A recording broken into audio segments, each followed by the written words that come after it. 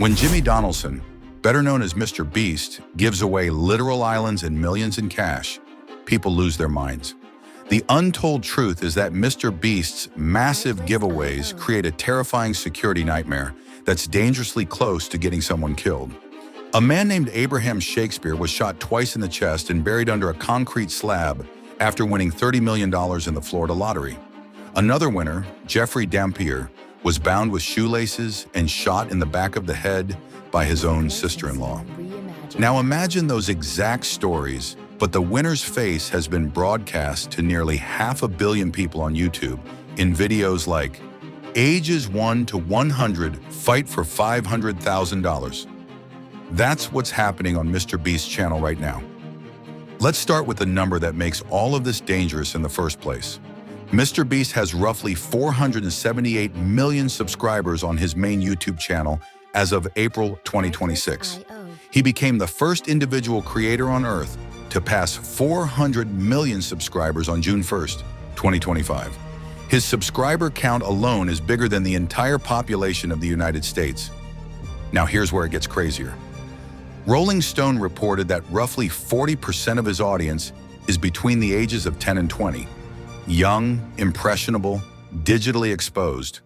When someone wins on a MrBeast video, their face, their reaction, sometimes their full name, their hometown, their family, all of it goes out to a global audience bigger than most countries.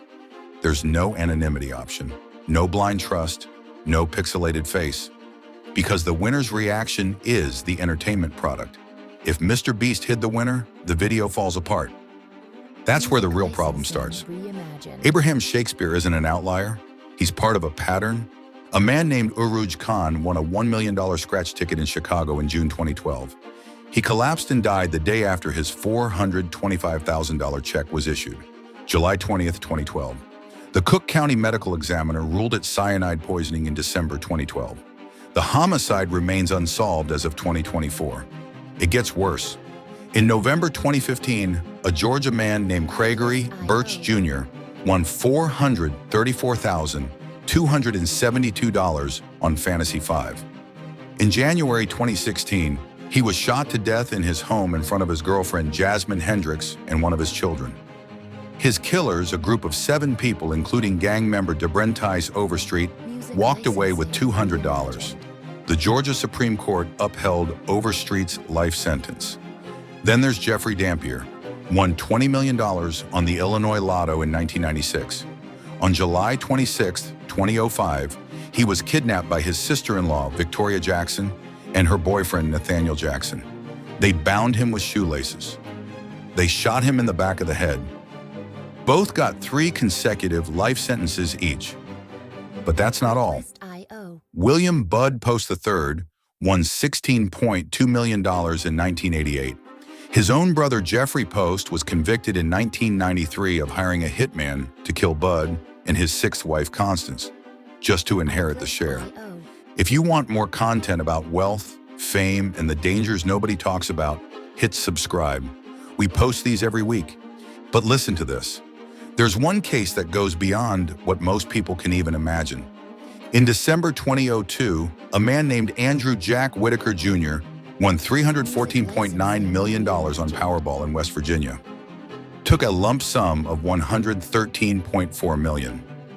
In August 2003, his car was robbed at a strip club. They got $545,000 in cash he was carrying. In January 2004, another $200,000 stolen.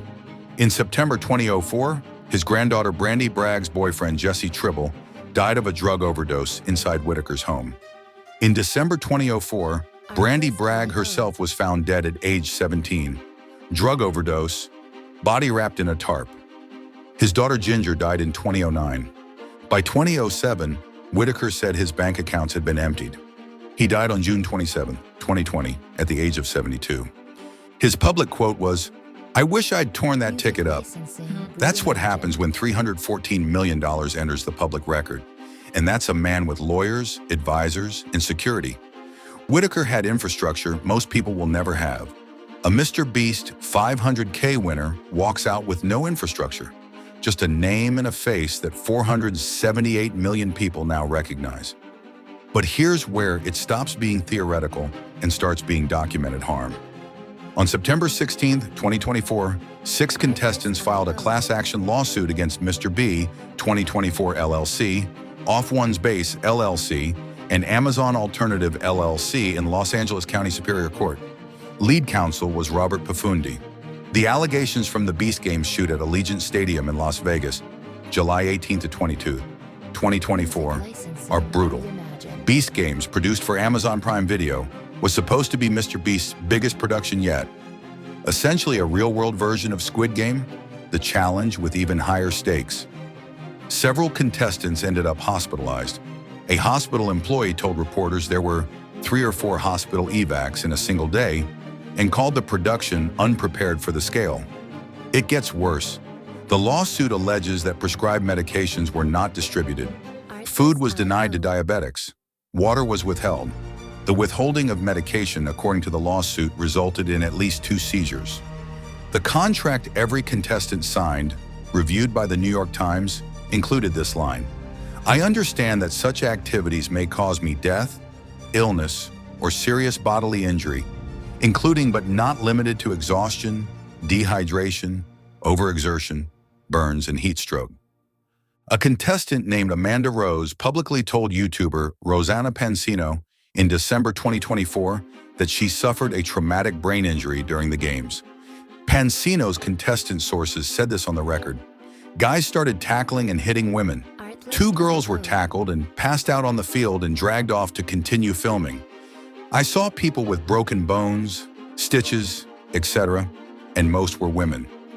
Scott Leopold, a 53-year-old actor from Austin, Texas, told Rolling Stone the Las Vegas shoot featured deplorable conditions. He said production was in over their heads, quote, "People were just doing things that they couldn't control." A crew member told Rolling Stone the production had a firefest kind of feeling, a single scoop of rice on a 15-minute break during a 16-hour shift, according to one allegation. The lawsuit also alleges contestants were misclassified as volunteers to obtain roughly $2 million in Nevada tax credits. MrBeast's response on Good Morning America, February 11th, 2025, was, "I got to let the lawyers handle it. I can't comment on it. But what I can say, I've personally talked to 700 to 800 contestants. They all want to come back. They all had a great time." The case is still in discovery as of early 2026. Here's a piece of this story that doesn't get talked about much. MrBeast himself isn't safe either. On the Flagrant podcast, Donaldson admitted his front door was kicked in. His TV, his clothes, even his blanket were stolen. This was around the time he had about 1 million subscribers, long before the 478 million. But that's not all. On the Yard podcast, he said he believed he was being stalked the night before the burglary. Someone was shining a red dot, a laser pointer, on his door. He told Dexerto, quote, "I've got to have security at my house. No matter where I go, you're always on. If I mess up, someone's always filming me when I'm in public." He travels with bodyguards. A bodyguard named Sean appears in his videos. Bodyguards were highly visible at VidCon 2022 and at the American Dream Mall opening. The man at the top of the giveaway empire has had to militarize his own life because of fame. His winners walk into that same fame with zero infrastructure to protect them. Here's the bottom line, and the part that should make you actually pay attention. The dangers aren't an accident, they're structural. Lottery commissions, after decades of murders and scams, slowly build a defense system. Anonymity laws, blind trusts, communications protocols. Mark Harder, an estate attorney, told reporters lottery winners should use a lottery club claim representative and a communications firm to scrub their social media. But listen to this, MrBeast's model can't do any of that. The winner's identity is the product. The reaction shot is the payoff. Hiding the winner kills the video. So the giveaway machine moves forward without any of the protections that exist in the regulated prize world. Faces are shown, names are stated, hometowns get mentioned, family members get filmed. Then 478 million people see it. Some of those 478 million are family members who suddenly know exactly how much money is in their cousin's bank account. Some are scammers building a database of targets. Some are gang members who, like in the Birch case, decided someone publicly known to have money was worth invading a home for $200 in cash.